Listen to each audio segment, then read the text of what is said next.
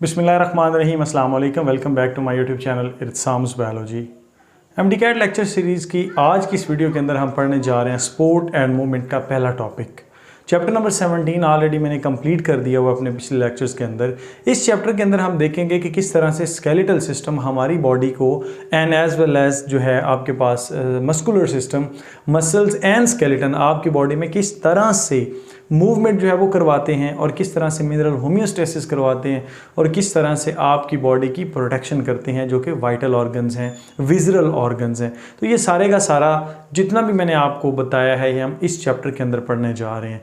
Sport and movement याद रखें, जैसा कि मैंने आपको बोला है स्पोर्ट का मतलब क्या है कि जैसे मैं आपके सामने खड़ा हूँ, एंटी ग्रेविटी, अगर मेरे पे ग्रेविटी जो है वो एक्ट कर भी रही है तो कोई मेरी बॉडी के अंदर ऐसा स्ट्रक्चर है जो उसके अगेंस्ट उतनी फोर्स जो है उसकी टेंशन में उसको अपोजिंग फोर्स लगा रहा है। और क्या है कि एक बॉडी जो है वो अपने एक पर्टिकुलर पोजीशन के अंदर खड़ी है, उसमें जो आपके पास आते हैं हार्ड कनेक्टिव टिश्यू जो आते हैं वो आपके पास क्या है डियर स्टूडेंट्स, बोन आती है। इसके बाद इसको सपोर्टिंग के तौर पर जो काम करते हैं वो क्या आते हैं, कार्टिलेज आते हैं, और जो मूवमेंट में हेल्प करते हैं, जो आपकी लोकोमोशन है एज वेल एज आपके हाथों की हरकत, जो मैं बोल रहा हूँ, ज़बान मेरी हिल रही है, इसमें कौन सी चीज़ इन्वॉल्व है, मसल्स इन्वॉल्व है, पट्टे इन्वॉल्व है। तो ये तीनों चीज़ें मिलकर आपको सपोर्ट भी दे रही हैं, मूवमेंट में भी हेल्प करवा रहे हैं, ठीक है, और उसके साथ साथ आपकी लाइफ एक्टिविटीज़ को कंट्रोल करने में भी ये हेल्प करते हैं। जो आपके पास movement and as well as protection आ जाती है वो सारी इसके अंदर जो है हम इंशाल्लाह पढ़ने जा रहे हैं। तो सबसे पहले हमें पता होना चाहिए कि बोन क्या चीज़ है और कार्टिलेज क्या है। दोनों ही एक कनेक्टिव टिश्यूज़ हैं। ग्रुप ऑफ सेल्स जब एग्रीगेट होकर इकट्ठा स्ट्रक्चर बनाएंगे तो वो आपके पास क्या कहलाएगा, बोन कहलाएगा। इसी तरह से पर्टिकुलर टाइप के सेल्स होंगे, वो जब इकट्ठे होंगे तो वो आपके पास क्या बना देंगे, कार्टिलेज बना देंगे। तो चलते हैं बोन की तरफ। मैंने आपको बोला है कि जैसे बोन एक टिश्यू है, इसी तरह से कार्टिलेज भी एक क्या है, ये भी एक क्या होता है डियर स्टूडेंट्स, टिश्यू होता है। इसके अंदर बोन मैरो पाई जाती है। Bone contain bone marrow. Bone marrow आपके पास दो तरह की होती है, कि रेड बोन मैरो होती है, एक येलो बोन मैरो होती है। जो रेड बोन मैरो होती है डियर स्टूडेंट्स वो क्या करती है, आरबीसीज को बनवाने में हेल्प कर रही होती है। जो वाइट बोन मैरो होती है वो बेसिकली फैट को स्टोर करवाती है, और उसके पास जो है वो हीमोपोएटिक सेल्स होते हैं जो डब्ल्यूबीसीज की प्रोडक्शन में हेल्प करती है। तो आपके पास जो है यहाँ पर बोन मैरो प्रेजेंट नहीं होती। इसके पास ब्लड वेसल्स होंगी, ब्लड कैपिलरीज होंगी, इधर ब्लड कैपिलरीज नहीं होती। इसके पास नर्व्स बाकायदा होती हैं।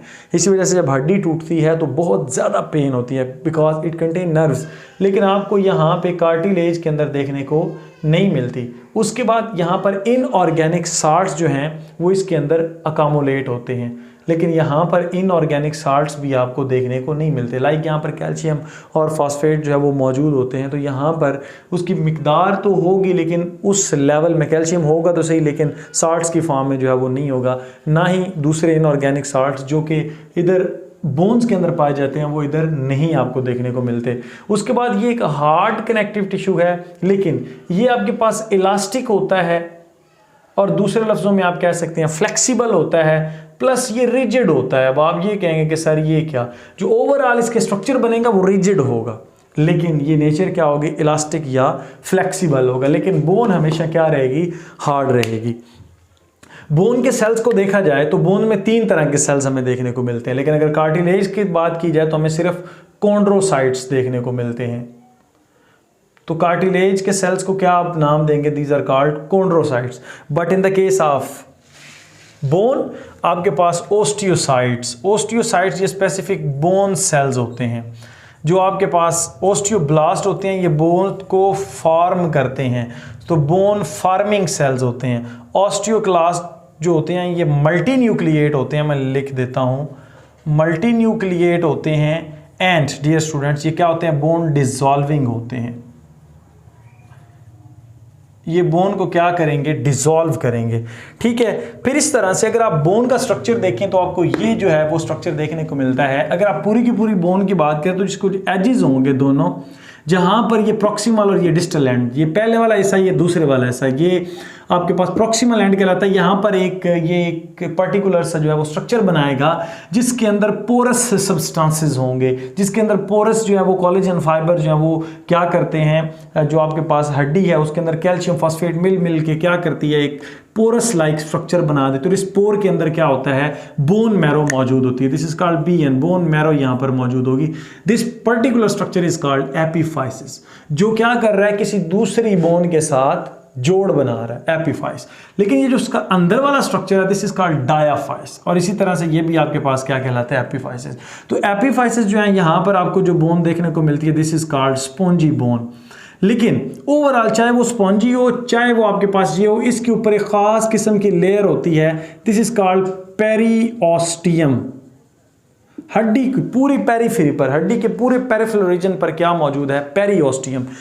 हार्ड है बहुत ज्यादा, ठीक है। इसके अंदर आपके पास क्या है, कॉम्पैक्ट बोन मौजूद है, यानी कि ये सख्त हड्डी जो है वो बनवाने में हेल्प करती है, ठीक है। ये जो पेरिओस्टियम इसके अंदर वाली साइड पर क्या है, कॉम्पैक्ट बोन। और यहां पर आपको कौन सी बोन देखने को मिलती है, spongy bone. So peri mean peripheral, तो इसमें compact bone and as well as spongy bone आ जाती है। लेकिन अगर आप बात करते हैं कार्टिलेज की, तो ये क्या होगी, फिर पेरिकॉन्ड्रियम होगी, पेरिकॉन्ड्रियम,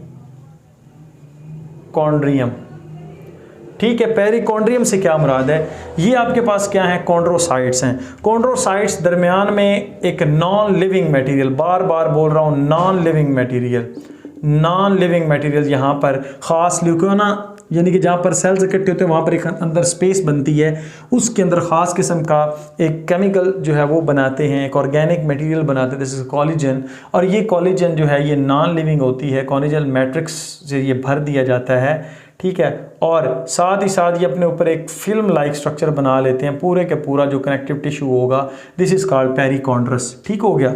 तो ये जो आपको नज़र आ रहे हैं, दीज आर कॉल्ड कॉन्ड्रोसाइट। तो इस तरह से ये किसका स्ट्रक्चर बन गया आपके पास, स्पेसिफिकली कार्टिलेज का। लेकिन अगर आप यहाँ पे बात करें तो यहाँ पर आपको ब्लड वेसल्स भी देखने को मिलेंगे, ब्लड वेसल्स ये ऐसे पेनिट्रेट की हुई होंगी, ठीक है। लेकिन यहाँ पर कोई ब्लड वेसल्स मौजूद नहीं है। पीछे नर्व्स भी थी, यहाँ पर कोई नर्व मौजूद नहीं है डियर स्टूडेंट्स। इसकी टाइप में मैंने आपको बोला है, एक कॉम्पैक्ट बोन और दूसरी आपके पास कौन सी होती है, स्पॉन्जी बोन होती है। लेकिन जो टाइप्स ऑफ कार्टिलेज हैं वो 3 हैं। एक आपके पास इलास्टिक कार्टिलेज आ जाएगी, दूसरा हाइलिन कार्टिलेज आ जाएगी और तीसरा आपके पास फाइब्रस कार्टिलेज आ जाएगी।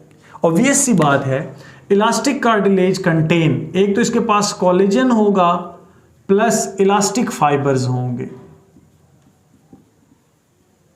तो ये लचकदार टाइप होगी। जैसे आप अपने एयर के इस पिन्ना को देखें, एयर पिन्ना प्लस आपके पास जो वो एपिग्लॉटिस आ जाती है,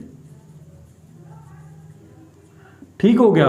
तो ये आपके पास एपिग्लॉटिस प्लस एयर पिन्ना के अंदर आपको देखने को मिलेगी। लेकिन हाइलिन कार्टिलेज जो है ये आपके पास इलास्टिक तो होगी लेकिन लेस इलास्टिक होगी, किससे, इलास्टिक जो है कार्टिलेज उससे।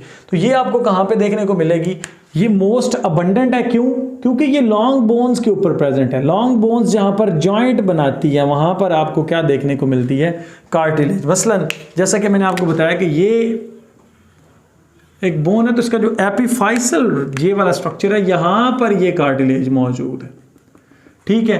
तो जितने भी जॉइंट हैं ये जो आपको हरकत करते हुए नजर आ रहे हैं, तो फ्रिक्शन को कम करने के लिए, क्योंकि इसके पास तो नर्व्स नहीं है ना, नर्व्स नहीं है तभी तो ये जोड़ों के ऊपर आ गई है, ताकि आप जोड़ों को आसानी के साथ जो है वो मूव कर लें।